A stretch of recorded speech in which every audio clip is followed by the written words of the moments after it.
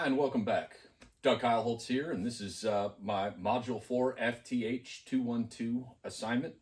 Today we're going to stipple. All right, we're going to go through and change the parameters on this frame. We're supposed to make a border. That's going to be fun. But starting everything off, let's get safe. All right, nothing. There is no source of feed.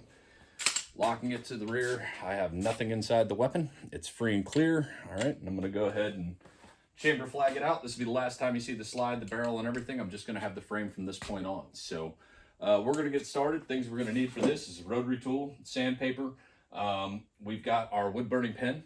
We need blue tape. I tried to throw some additional things in there as a woodworker. Don't use a woodworking chisel or a Rammelson chisel on plastic. I found that out the hard way, making a border. And you're going to need a respirator. Also, you need to be in a very well ventilated area. So we're going to get started. I'm going to move over to the bench and we'll start talking through how we do this. Okay.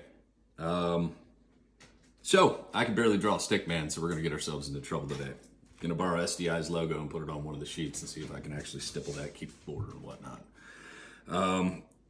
Never done a design with a logo in the middle of it before, so this is going to be a new piece for me. Figured it'd be really fun, and if it comes out good, I'll give it to the school if they want it. So here goes nothing.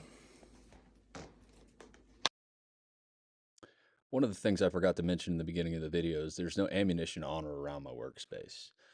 Another issue that I have here in my basement is that I don't have ducted air conditioning or any type of return air. It's all ductless head units. So I have to have ways to keep the dust down and open the windows up so I can get proper ventilation, because I'm going to be sanding and making a mess. And then the fumes alone just from what's going on is going to be bad enough. So I decided to start everything off with the 3 designs per part 1. The first one was the SDI logo. It started out pretty good whenever I was cutting everything out and getting it ready. However, when I started to fill, I realized that I had cut out the wrong parts that I should have actually kept, and I filled the spots that I didn't need. Now, as we start getting along, I'm going through on all my different templates and I'm designing them. The first one I used was a diamond, and I wanted to make sure that, or correction, it's the second one that I used, but the free-handed one I used was a diamond and a square. I used some of my OT defense tips for the diamond after I taped up my border and then tried the border. And then I used just the almost flathead screwdriver piece for the square to go through and try and use a pinwheel effect. So marking my lines in and everything, trying to use the ball cutter was just a nightmare. I actually found more success later on whenever I went to the pistol, after going to Harbor Freight and finding a fine line. I based that decision off of one of the fellow students that we had as a recommendation, and I also used my tried my files and everything on the SDI logo. It just kept getting worse. Filed it, sanded it. It just kept getting worse and worse and worse. And so I now know that if you want to use logos, unless you're an artist, you need to have a laser engraver. So as I decided to file away and keep working on this thing, again, I said it got worse and worse. So when I went through and filled it, it didn't come out right.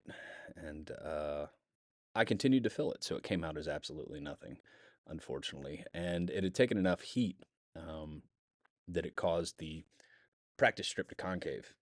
Now, here I am trying to cut the best border that I can with the razor, a razor knife on the end of my wood burning pen. It still didn't provide crisp lines or anything. I even went back and tried on several of these designs to put a border in after the fact to see if that would work. Unfortunately, a hammer and chisel does not work for woodworking on plastic. When I got to the pistol, I used as many of the freestanding borders that it came with on the dagger.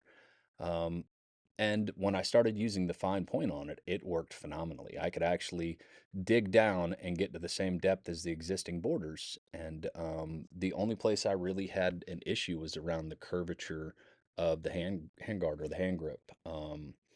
That would be the front and the back, namely. And so I also found and took a recommendation from one of the fellow students. He said he was using a V-gouge to clean up his work after burning some of the plastic and whatnot while creating his borders.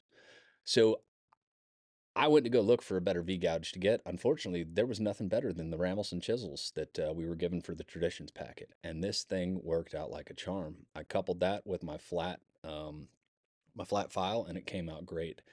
Then I went through and I sanded the texture off. The last couple Glocks I've done, I didn't even do this based off of the OT Defense. The patterns they have, you cannot see the texture come through. And so after, doing a couple dozen of these, I stopped really taking the texture off. I decided to follow the instructions of the video for this week's lecture and did everything to the T. I also straightened out the front end and took the finger knob off. The tip that I used was an OT Defense chain link, but instead of spending countless amount of time trying to make the chain link come up and meet end to end, I actually overlapped it and created a really aggressive texture to the handguard, or to, what do I keep saying, handguard, to the pistol, to the frame. And it feels a lot more comfortable now that it doesn't have the finger groove in it, and it's got a very sharp, nice textured grip. As you can see, there's no rhyme or reason. I'm just plugging holes here. There was no attempt to go through and line them up the way that I'd done it before on back straps and so on. There are people, there will be customers, few and far between, but there'll be a few customers that can't do symmetric patterns and things like that. They'll lose their minds. So, when it comes down to doing these things, I enjoy it. However, at the end of the day, it's what the customer wants. So I have to get better at it. And I had gone through and started pricing laser engravers for firearms and found out they are very expensive. So this is something I need to get better at. Okay, so we're all done. We did a border on this one, but I'm not a fan of borders. So it did get a little janky around the curve sections here and stuff, but what I did find is that Rammelson chisel for the Traditions Kentucky long rifle actually worked really well as the flat square file. I don't know where I put it, right here. Additionally, I went to, I don't like the ball cutter. It was doing a terrible job on the panels. So here's my SDI panel. As you can see, it came out horrible. Then I made a diamond and a square using different tips. I used one of my OT Defense tips here, but I also tried to go back over the top of it with a chisel and a hammer. Mallet, chisel, and it actually shattered the plastic. So we learned not to do that. But big thing is I like aggressive grips. It's not quite perfectly symmetrical, but I've never really cared what a gun looks like as long as it works. So for me, this would be good enough. For anyone else, if you want it to be decorative, look better, go to somebody that's got a laser engraver. I mean, they're gonna get you logos and all that other stuff. This was the first logo I ever tried, and I completely messed that up, but I'm okay with it because I know I need to fail at things daily to get better.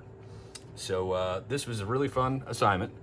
It's something I've done a lot in the past. I've just never done borders around my stuff. I've always gone for function over, aesthetics. But hopefully this suffices, and we'll move on to the next piece, and looking forward to the next platform that we get. See you next time.